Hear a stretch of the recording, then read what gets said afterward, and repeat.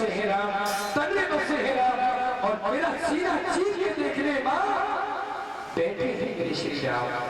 आज मैया कहने लगी बेटा तो सही है, लेकिन तेरे पिता नहीं माने। वो शीश में रानी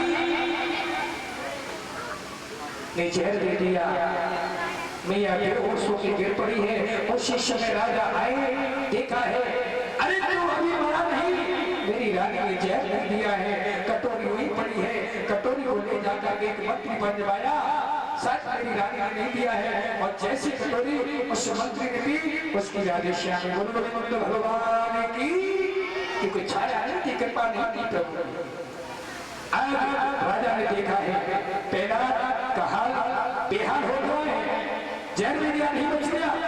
आज राजा ने नौजवान को बुला करके कहा ऐना का सोच हो लगे अब नहीं मरेगा, तत्काल बेटे को पकड़ा लिया।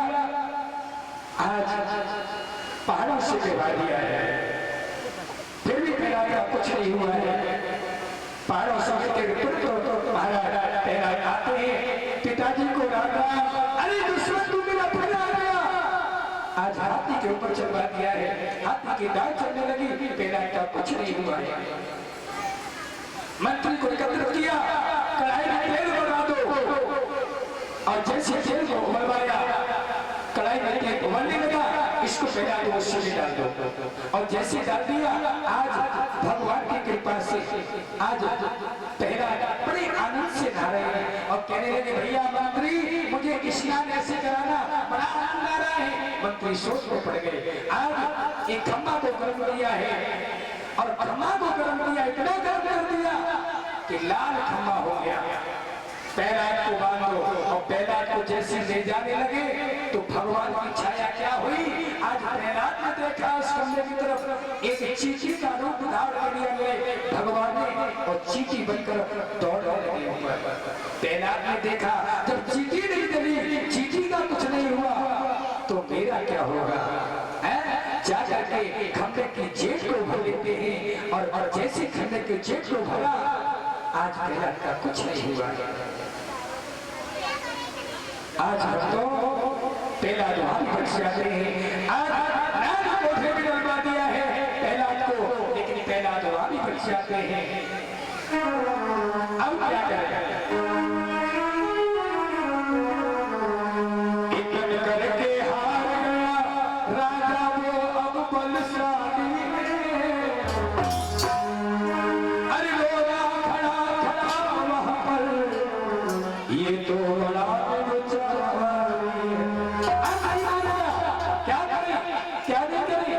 उसी समय कहने लगे पिताजी तुम्हें पता नहीं है, तुम्हें पता नहीं है। उसी समय ध्यान आया कि मेरी बहन एक होलिका है, उसको बुलवा लिया जाए। उसी समय होलिका के पास गए, कहने लगे बहन मेरा यह काम कर दो।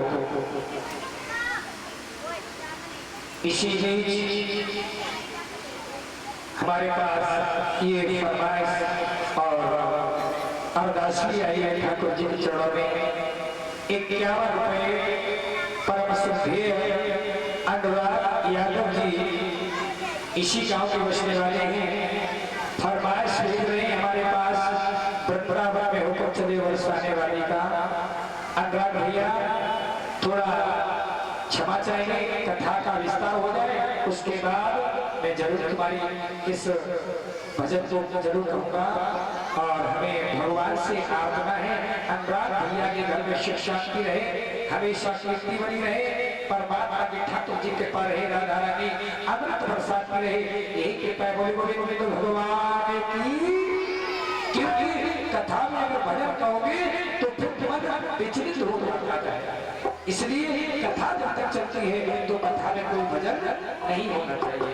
इधर होलिका को बुलाया, सुखदेव जी कहते राजा परीक्षित ये वही होलिका कौन है, ये होलिका हिरण्यकश्यप की बहन है, लेकिन होलिका के पति को उसके भाई ने मार डाला, तो होलिका ने कसम खाई कि मैं इसके वंश को नहीं चलने दूंगी।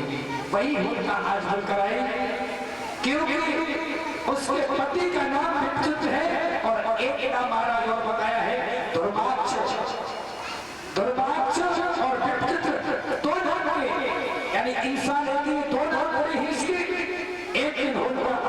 मैया से कहने लगी मैया मेरी विवाह करा दे, मैं भी अपनी ससुराल जाना चाहूंगी। मैया कहने लगी पागल हो गई है? बैठ जा चाचा, अरे तू बहुत छोटी है बेटी और अभी से ससुराल जाना चाहेगी। हाँ मैया। उसी समय शीतला मैया के दरबार में बड़ी पुजारी थी। एक दिन होने का अपनी सखियों के संग मैया शीतला मंदिर पे पहुंची और बड़ी भाव से मैया को मना रही है।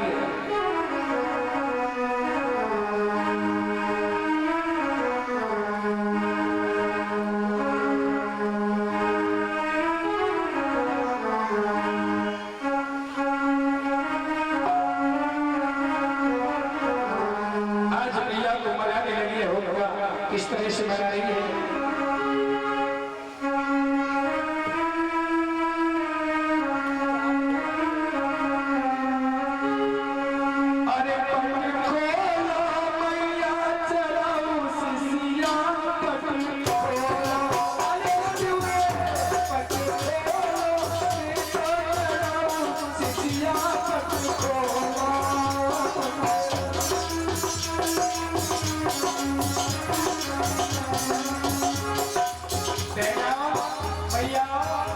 अभी देवी का ये दिन चल रही है, वैसे तो तुम्हारे मुख से ये शब्द निकलेगा नहीं, कहीं बैठ के जब घोड़े से मन को चलाए तो मन ही मन में, और जो तेज गा सके तेज गाए भैया बंधु माता बहने और गायक मैया का होलिका मैया का मना रही है।